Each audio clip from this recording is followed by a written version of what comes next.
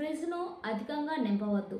ఫ్రిడ్జ్ను అతిగా నింపడం వల్ల గాలి ప్రసరణ తగ్గుతుంది. ఇది ఐస్ ఏర్పడడాన్ని ప్రోత్సహిస్తుంది.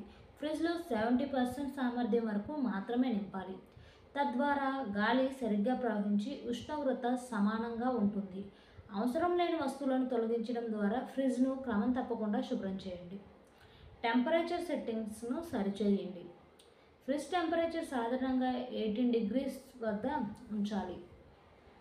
ఉష్ణోగ్రత చాలా తక్కువగా ఉంటే అది అధిక ఐస్ ఏర్పడడానికి దారితీస్తుంది. థర్మామీటర్ ఉపయోగించి ఫ్రిడ్జ్ ఉష్ణోగ్రతను తనిఖీ చేసి అవసరమైతే సరైన సెట్టింగ్ను సర్దుబాటు చేయండి. ఇది విద్యుత్ ఆదా చేయడంతో పాటు మంచు ఏర్పడడానికి తగ్గిస్తుంది.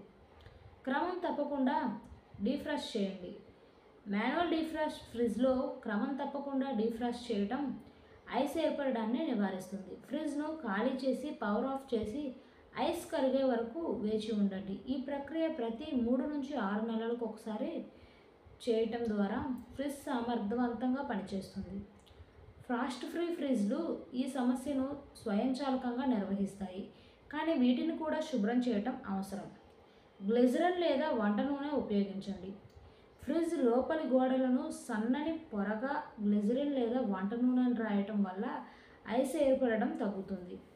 ఈ పదార్థాలు ఉపరితలంపై ఐస్ అంటుకోకుండా నిరోధిస్తాయి. దీనివల్ల శుభ్రపరచడం సులభమవుతుంది. ఈ చిట్కాను ఉపయోగించేటప్పుడు చాలా తక్కువ మోతాదులో మాత్రమే వాడండి మరియు ఆహార పదార్థాలతో సంబంధం లేకుండా చూసుకోండి. నిమ్మకాయలు ఎండిపోయాయని పడేస్తున్నారా? మళ్ళీ ఉపయోగించుకోవచ్చు అని మీకు తెలుసా? వేసవి సీజన్లో నిమ్మకాయలకు మంచి డిమాండ్ ఉంటుంది. ఎండ, వేడి నుంచి ఉపశమనం కోసం నిమ్మరసాన్ని తాగుతారు. నిమ్మకాయ